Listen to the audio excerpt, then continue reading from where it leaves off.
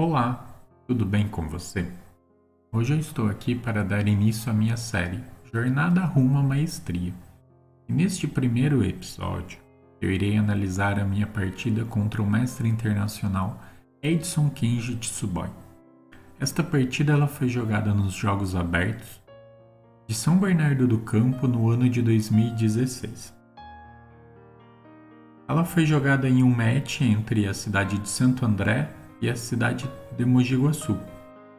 E esse match, ele foi na sexta rodada e ele estava em jogo, né, a equipe que iria brigar pelo título dos jogos. Infelizmente, Mogi Guaçu, que era a equipe que eu representava, tomou um sonoro 4-0. Mas isso não tira nem um pouco, né, o brilho da minha partida, né, e o quanto que eu lutei pelo resultado. Eu estava com as peças negras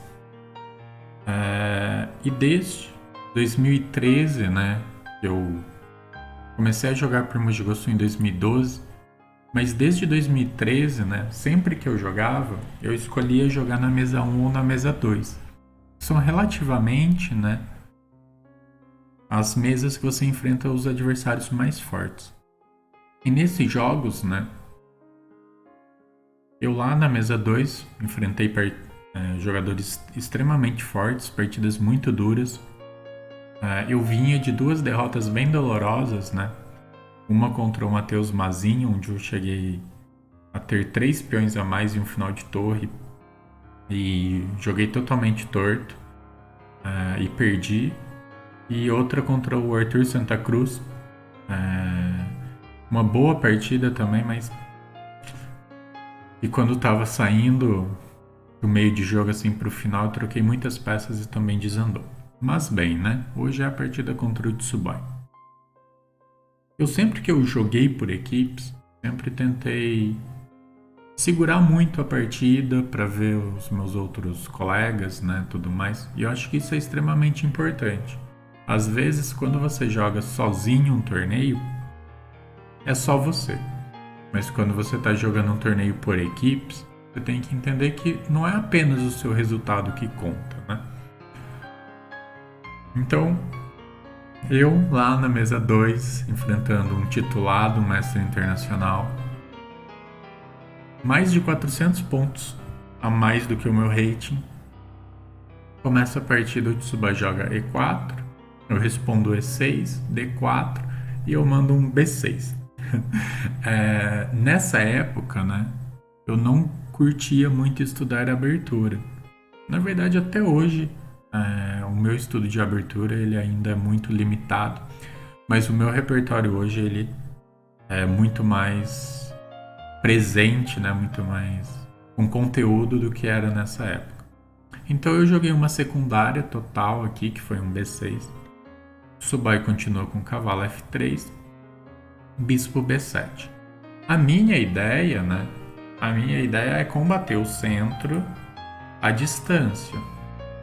Eu estou atacando o centro com o meu bispo. O Tsuboi ele continua com o bispo D3 e o cavalo F6. Da forma que o Tsuboi está jogando, eu acredito que é a melhor forma possível, que é retardando, né, a movimentação de cavalo para C3. Porque sempre que o cavalo vem para C3, eu consigo a cravada, né, com o bispo B4. E essa cravada é muito interessante porque na maior parte das posições eu posso capturar o cavalo e aí ele perde uma defesa, né, do peão em E4. O Tsuboi ele posterga, né, essa movimentação com dama E2. Aqui um dos lances mais jogados é D5. Então D5, E5, cavalo E4, cavalo BD2, troca, C5, né? C3 e cavalo C6. E aqui a gente cai numa posição bem estrutura padrão francesa, né? Com E6, D5, C5. Só que o bispo está um pouquinho melhor, né? O bispo aqui de casas brancas, que é o grande problema da francesa, ele está um pouquinho melhor aqui na casa B7. Só que mesmo assim as brancas elas têm um pouquinho mais de espaço, né? Elas podem... Nessa posição foi roque menor, normal. Mas jogo igual para os dois lados. Eu optei jogar bem mais passivo, né? Claro que enfrentando um titulado, jogando por equipes, eu tinha total noção, né, que questão de abertura o Tsubaya era muito mais forte do que eu, então eu precisava cadenciar o jogo o máximo possível. E o que eu queria realmente era não só cadenciar, mas eu tinha certeza que eu não podia ficar muito diferença de tempo atrás dele. Porque quanto mais tempo ele abrisse, pior seria para mim. Então eu roquei, brancas rocam, bispo E7, C4, cavalo BD7. Eu enrolando o máximo possível, né? Uma outra linha interessante aqui é cavalo C6. E aí cavalo C3 e 5, né? Também retardo o roque, mas eu tento combater o centro, né, já com o meu peão. E aí após D5, cavalo B4 e o plano agora é cavalo A6 e cavalo C5, né? Conseguindo não apenas tentar trocar aqui o cavalo pelo bispo, como também pressionar a casa de E4. Eu optei por jogar o mais passivo, cavalo de BD7, o Tsubai segue com cavalo C3 e eu jogo um lance C5. Eu também ataco o centro, só que eu ataco com o peão de C e não com o peão de E. Aqui o Tsubai ele joga D5, e aqui a vantagem branca já era muito clara, né? As brancas elas já tinham o domínio do centro, elas já tinham as peças desenvolvidas, mais espaço, e eu tentando fechar de tudo quanto é jeito, né? Eu jogo um E5. E nessa situação é curioso, porque mesmo sendo apenas 9 lances, né? Eu já tinha gasto a partida era 1h30, nocaute. Eu já tinha gasto aproximadamente uns 35 minutos. Porque sempre foi a minha forma de jogar torneio pensado, né? Eu sempre demoro mais para jogar os lances, acompanhar as partidas do lado, então é sempre mais tranquilo. E aqui o Tsubai ele começa, né, seguir planos muito interessantes, né, para realmente aproveitar o espaço que ele tem. Ele volta o cavalo para E1. Eu jogo um A6 para em algum momento tentar jogar um B5, né? E aqui é aquela regra, né? Centro fechado, eu vou ter que tentar expandir em alguma das alas. Então, no caso aqui, eu queria tentar expandir na ala da dama. O Tsubai ele ia tentar em algum momento. Ele vem, né, expandir justamente aqui na ala do rei. Então ele joga G3. E eu lá, né, tentando segurar a posição de tudo quanto é jeito. Um dama C7. E aqui eu já estava claro que eu não queria rocar menor, mas sim eu queria tentar rocar maior, né, para enrolar a posição. Aí o Tsubai já me joga um A3 e agora eu tô em uma encruzilhada, né? Se eu roco menor, bem provável que venha um B4, né, um F4. Se eu roco maior, bem provável que vai vir um torre B1 e um B4 ou um B4 direto. E eu já tô ruim em todas as situações. Se eu não faço nada, eu também estou ruim. Então eu joguei um H5. E aí eu começo o máximo possível a enrolar o roque, enrolar o roque, enrolar o roque. Só que olha como a posição é cruel. O meu bispo em B7 não está fazendo nada. Minha torre em A8 não está fazendo nada. Minha dama em C7 não está fazendo nada. Meu cavalo em D7 não faz nada. Meu bispo em E7 não faz nada. Meu cavalo em F6 não faz nada. Minha torre em H8 não faz nada. Meu rei em E8 não faz nada. Com tanta peça não fazendo nada, como que eu vou conseguir alguma coisa nessa posição? É difícil, mas eu lutei. Tsubai volta bispo para C2 e eu mando o meu H4.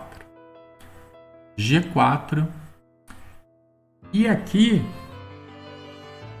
eu já tinha noção que eu estava muito pior, né?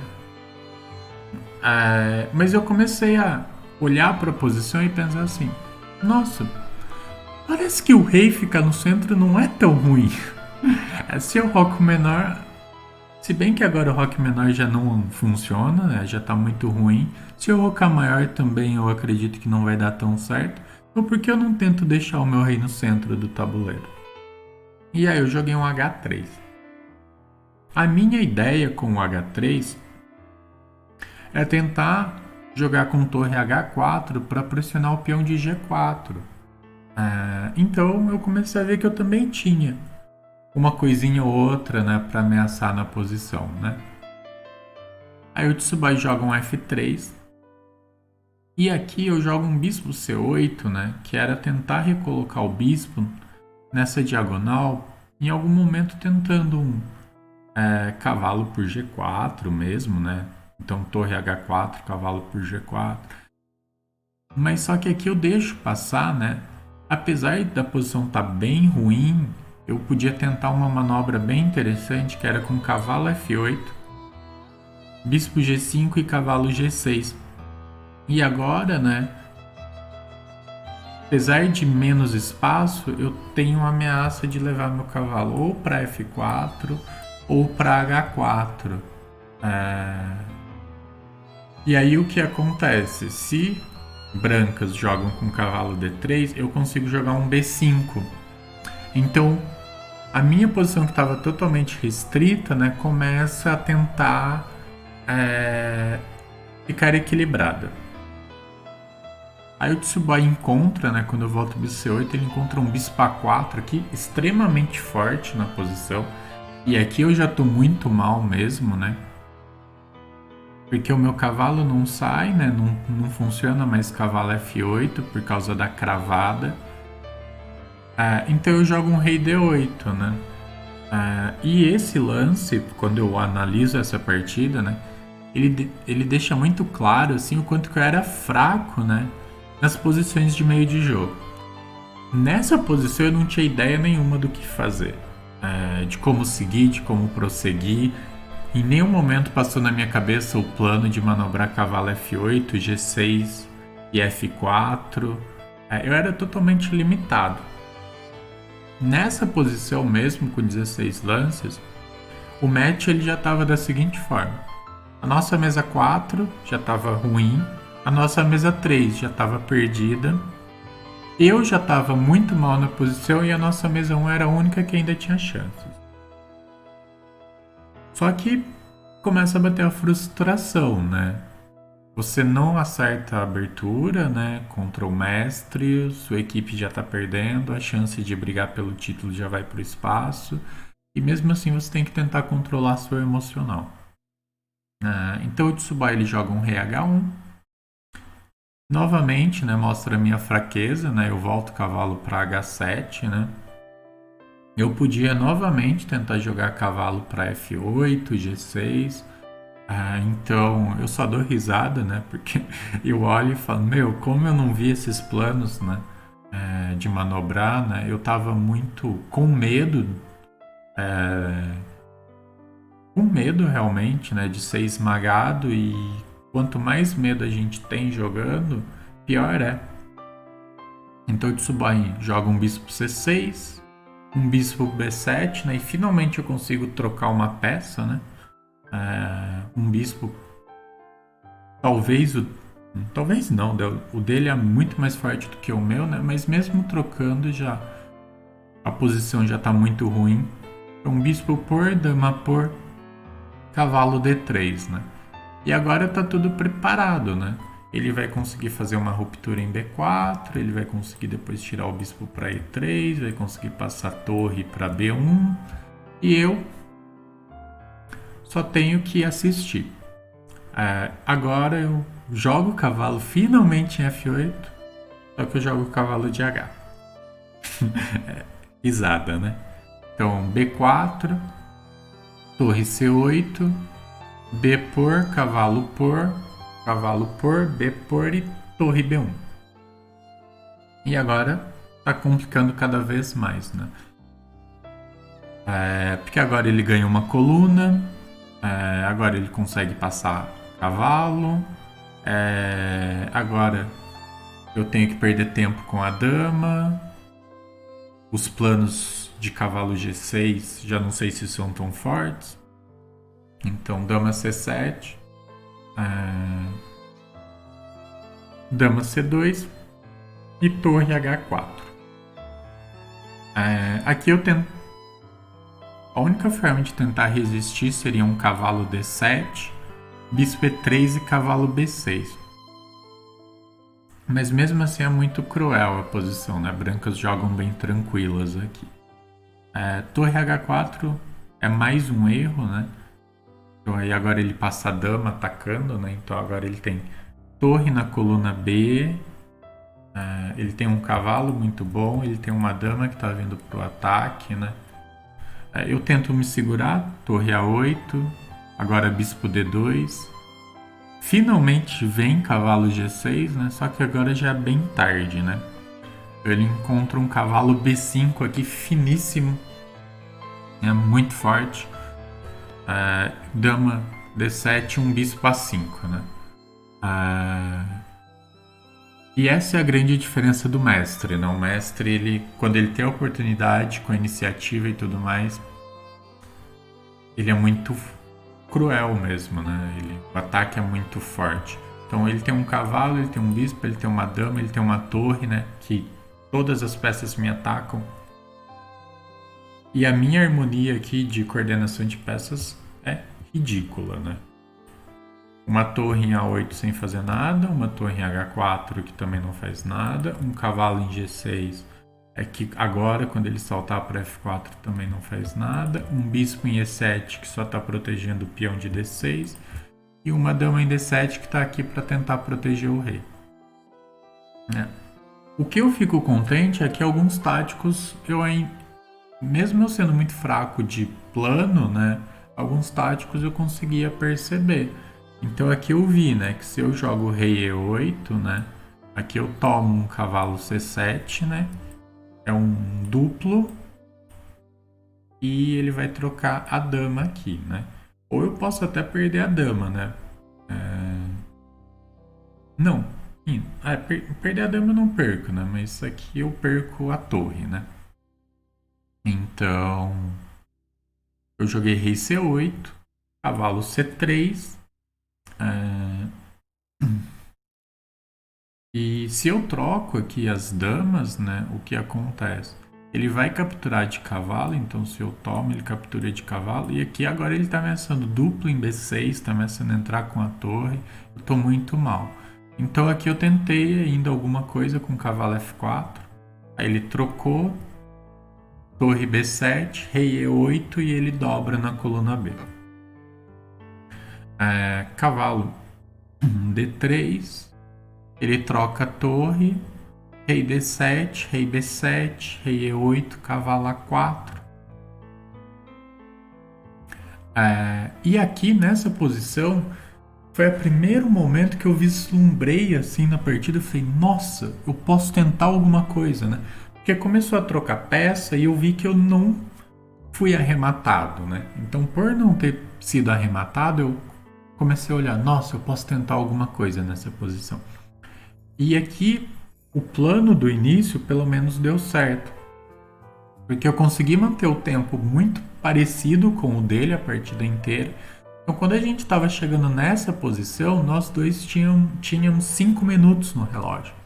E como era 1h30 nocaute, eu sabia assim, ó, se eu conseguisse levar para o 5 contra 5 contra ele, eu poderia tentar alguma chance. Claro que mesmo no Blitz ele é mais forte do que eu, mas eu podia tentar espernear, né? E foi o que aconteceu. Então aqui eu pensei numa ideia muito original, que foi cavalo cheque, rei G1. E aqui eu acredito ser interessante você dar uma paradinha no vídeo e pensar um pouquinho o que jogar nessa posição para tentar um contra-jogo de negros. Cavalo toma G4. você entrega a peça, mas você consegue ganhar vários peões do adversário. E como agora ficou bem restringido, né, a quantidade de peças, fica muito difícil arrematar. Então, como fica muito difícil arrematar de brancas, né, você consegue um contra-jogo bem legal de negras. Então aqui, bispo E1, né? Se por acaso torre cheque, rei D7, cavalo B6 cheque, rei C7, torre cheque, rei B7, torre 8 e realmente tá ganho, né? Só que com 3 minutos no relógio é um pouco difícil você ver essa linha. Outra linha aqui que dava para ser jogado, só que essa realmente era muito ruim, era F por G4. Porque aí toma com cheque, rei G2, torre toma E4. Eu tô atacando também C4 e agora eu tenho 1, 2, 3 peões para avançar. Então aqui tem, por incrível que pareça, as negras respiram aqui. E se as brancas não conseguirem nada efetivo, negras podem até pensar em jogar para vencer essa posição. Só que rei B1, né, ataca a torre.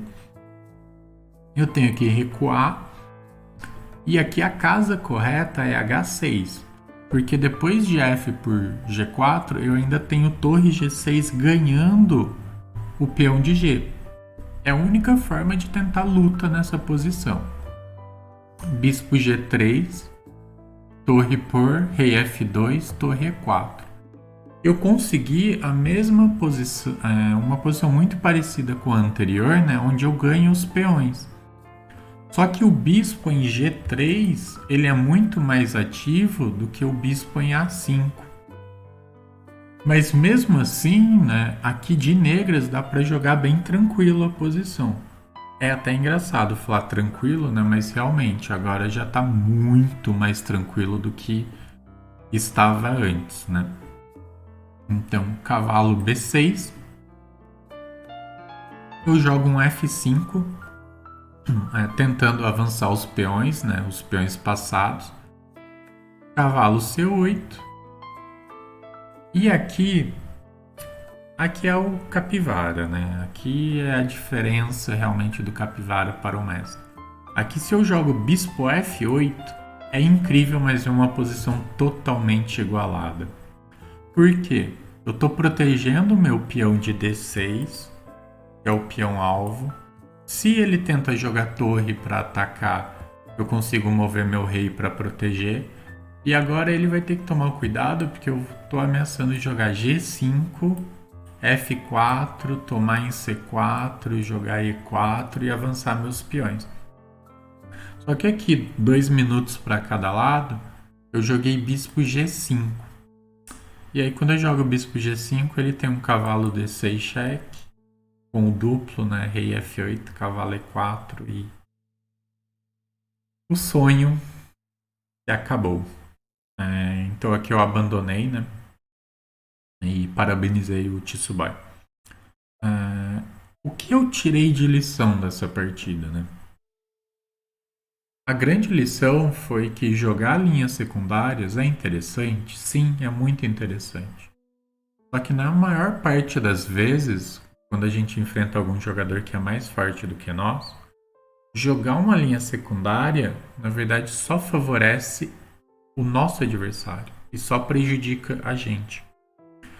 Porque a partida inteira eu tive que me defender, a partida inteira eu tive que correr atrás, a partida inteira eu tive que sofrer, né? Com todas as minhas peças totalmente descoordenadas, enquanto o Tsubai jogou praticamente livre. A única recurso que eu tive, na verdade, foi levar para o final, 5 contra 5 e tentar ganhar dele enrolando.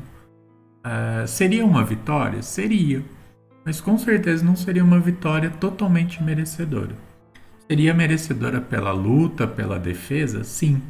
Mas não pela criatividade. Então, quando eu perdi, né? A gente ficou levando 3-0, passou mais uns 5 minutos, a nossa mesa 1 também perdeu. E aí o resultado foi 4-0 e a gente foi para um último confronto, né, sem chances nenhuma de nem ficar entre os 3 primeiros. Então tem muita frustração, né, tem muito a tristeza, né, de ter perdido, mas tem muito a gratidão por tudo que essa partida me ensinou, né, e eu pude levar para outras. Usei outras vezes esse B6? Sim, usei outras vezes esse B6. Mas com certeza, quando eu entendi que eu tinha que tirar ele do meu repertório, foi uma das melhores decisões da minha vida e aí eu vi o meu xadrez crescendo. Então essa é a minha primeira partida, né, o meu primeiro episódio da série Jornada Rumo à Maestria. Eu espero que você tenha gostado. Eu espero que a partida ajude você a compreender algumas coisas, né, sobre o xadrez, sobre a nossa evolução. Não é algo fácil, mas é algo totalmente gratificante. Se você ainda não curtiu aqui, né, se você não segue ainda o canal, se possível, né, clica aí para seguir, dá um joinha, um gostei aí no vídeo, né? E espero você semana que vem, né? Com a nossa outra série, né? Que é Em Xeque com Novaes. E daqui 15 dias a gente tem o nosso segundo episódio. Deixe os seus comentários, suas dúvidas também. Um grande abraço.